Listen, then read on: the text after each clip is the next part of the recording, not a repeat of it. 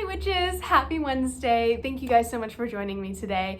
So for today's topic, we're just gonna dive right in. I wanna talk about welcoming spring into your hearth or your home. So as a hedge witch, I kind of see my hearth, my home, as a sacred space. If you guys wanna learn more about Hearth Magick, I know I have videos about it. I will try to link them down below. But I really want to talk this year about how you can embrace each one of the seasons in your home as well as just like out in the world, because I think that's super duper important. So a lot of the things I am going to talk about today aren't necessarily inherently magical, but can create a really great sense of lightness and of energy in your house. And by clearing out that old stagnant energy of winter, we are ready to welcome in that abundant, that expansive, that amazing, growing, warm energy of spring. If you guys can't tell, I am very excited for that myself. So the first thing I do really want to recommend, I've probably been harping on this enough, but as your Virgo bestie, this is your sign to get your spring cleaning finished in time for Ostara, which is happening on the 20th, which I believe is a Sunday. So when I spring clean, I am very meticulous. I go room by room. I will open up all the windows. I will pull everything out. There is dust everywhere. If you've seen a lot of my videos, you've probably seen dust particulates a lot more in the last couple ones. Now, spring cleaning, I understand, can be super difficult for people, especially people who maybe have like a physical illness or a mental illness that doesn't allow them to do the things that they need to do on a day-to-day basis. So this is by no means do you have to go as hard as I do. Now, you by no means have to be as in-depth and as meticulous as I am. That is a-okay. I know that is just my personality. But if you are looking to kind of spruce up your space, consider spending some extra attention on your sacred space. This might be a good time to think about what you really want your sacred space to look like, and what does that look like for you. For some people, it's just a really comfortable bedroom or a corner in their bedroom that has, you know, some crystals or some candles, etc. If you're in the broom closet, totally cool. I think that doing some of these more mundane things might help you connect with your spirituality because you can do it intentionally.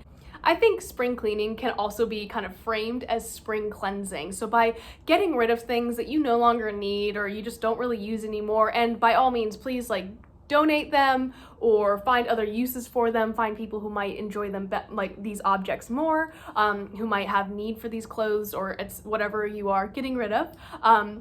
Always try to be sustainable, of course. But by getting rid of that stuff, it's almost like unburdening yourself of these past things. And I think that objects sometimes really have a lot of energy that is connected to them, right? So if you have something, let's say from, an ex-boyfriend that you're like, oh, this t-shirt, I haven't gotten rid of it because, it's time to get rid of the t-shirt. You know what I mean?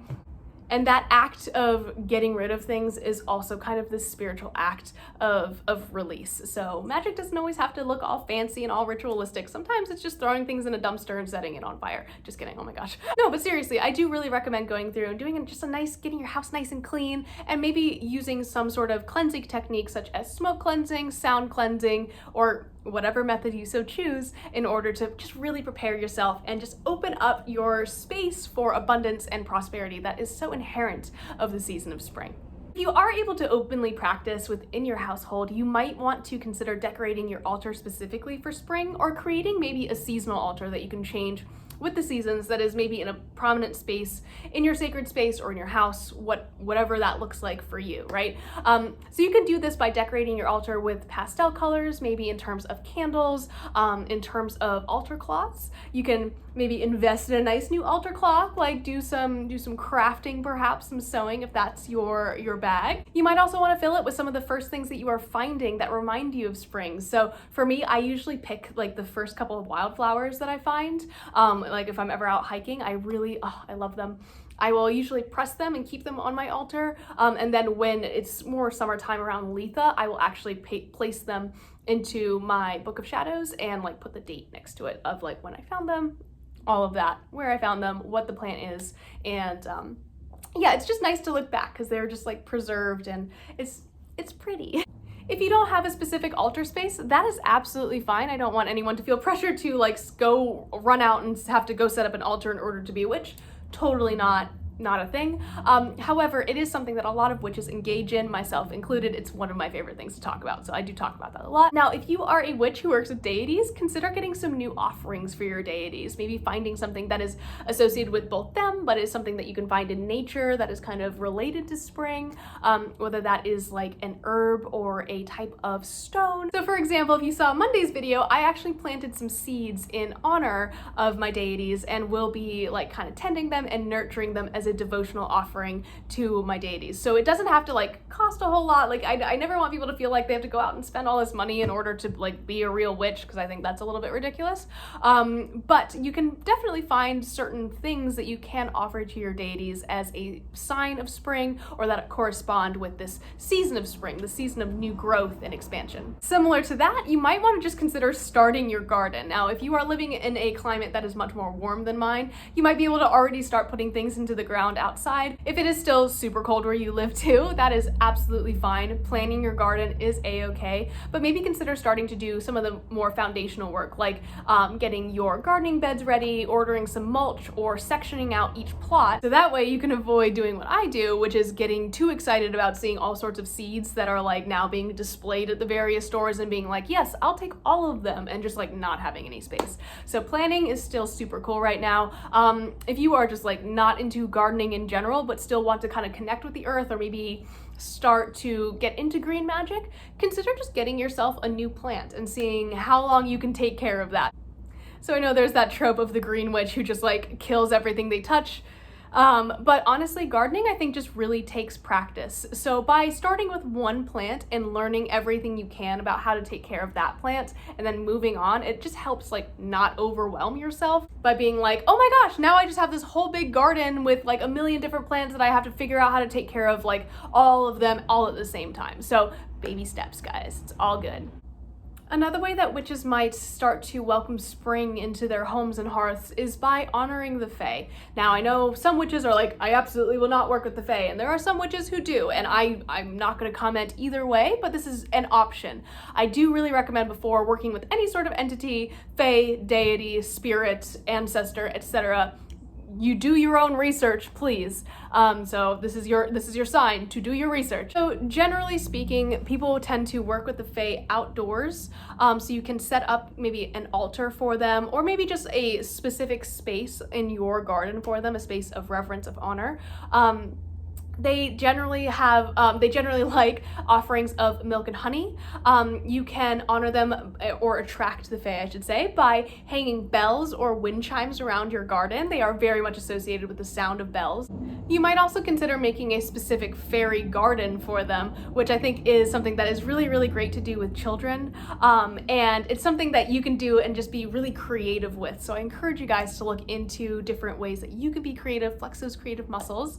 And then finally, by planting pollinator attracting flowers or native flowers, that is also a very great thing to do to honor the fae in your garden or to attract them to your garden. So just some ideas. That does not count as research. This is a jumping off point, please. If you are going to interact with the fae, do your research, learn their lore, learn how to interact with them independently from this. Now in springtime, we have two of our holidays on the wheel of the year, that is Ostara and Beltane. So by celebrating either one of these, that is a great way to welcome in spring. I think Ostara is definitely like the beginnings of spring. It is the acknowledgement of the beginning of spring. So I think that by celebrating that, if that is something that is on your path, if you are not a Wiccan, that is cool. Or if you're not someone who celebrates Ostara, maybe just honoring the spring equinox and that balance of light and darkness that we see at this time of year.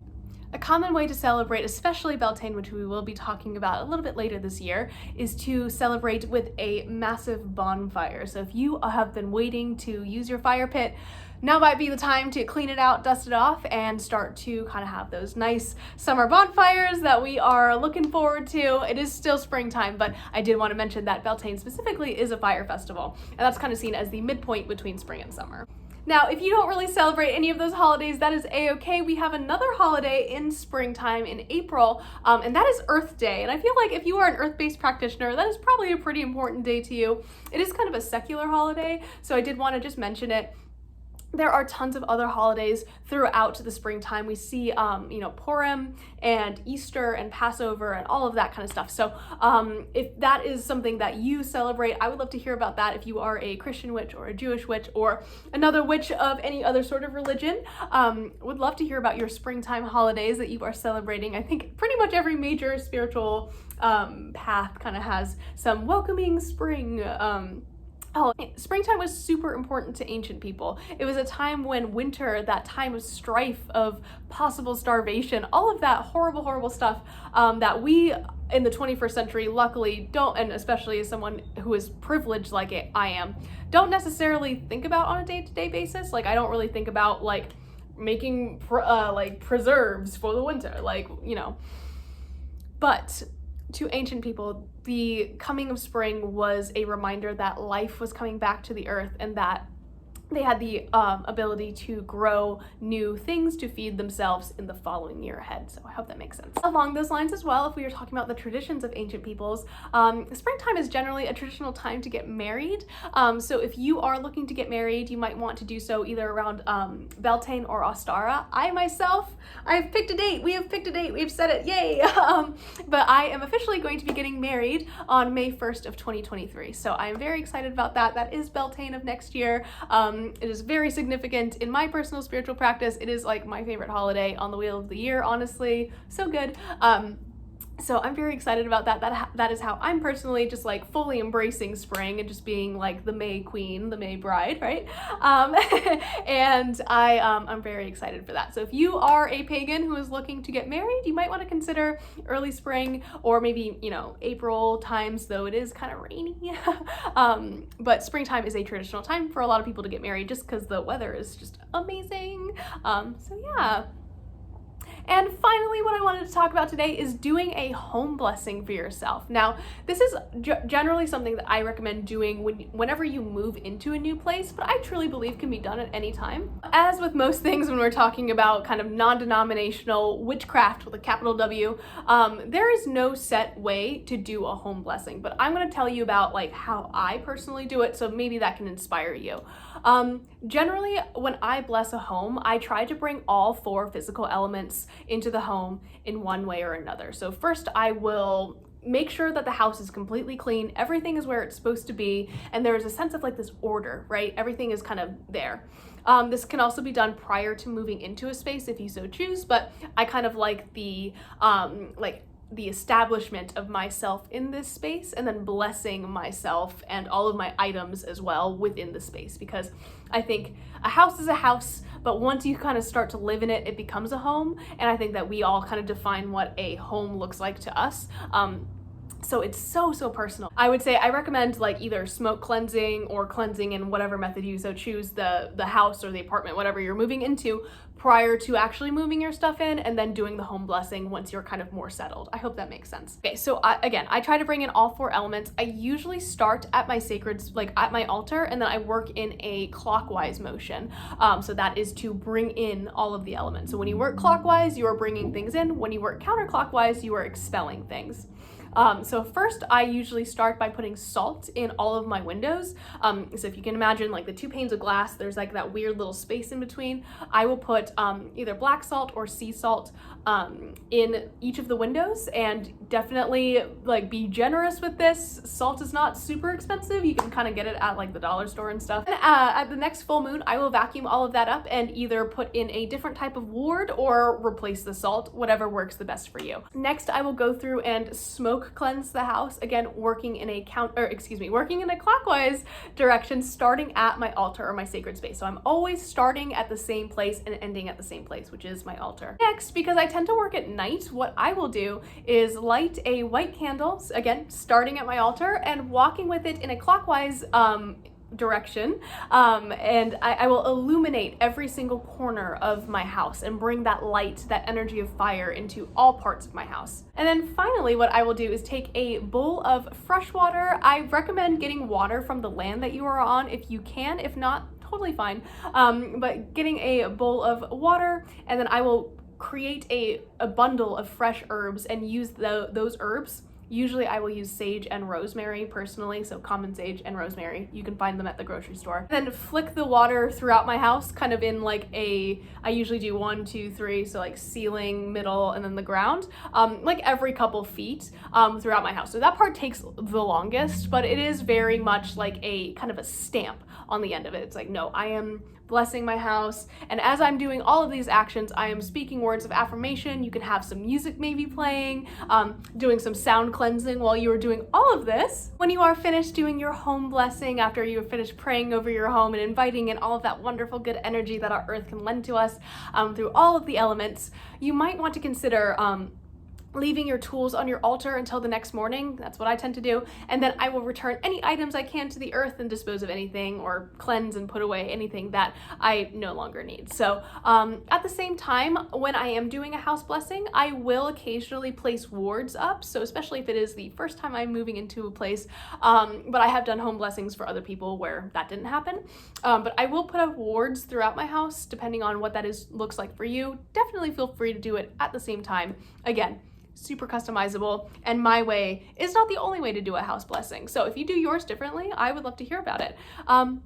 But yeah, welcoming in spring. Oh my gosh. So yes, I'm so excited for springtime. I am very excited to start to work with those energies of spring. I did talk about it over on Patreon for my advanced witches, if you guys are interested in it. But I will continue to talk about spring and Ostara and the equinox and like some green magic stuff, which we're also doing for advanced witches over on Patreon. So I have plants and nature on the brain right now. I think you guys can tell, especially based on my outfit. So yeah, that's how I welcome in spring. I would love to hear about how you are welcoming spring into your hearth and home, and I'll see you guys tomorrow. Bye.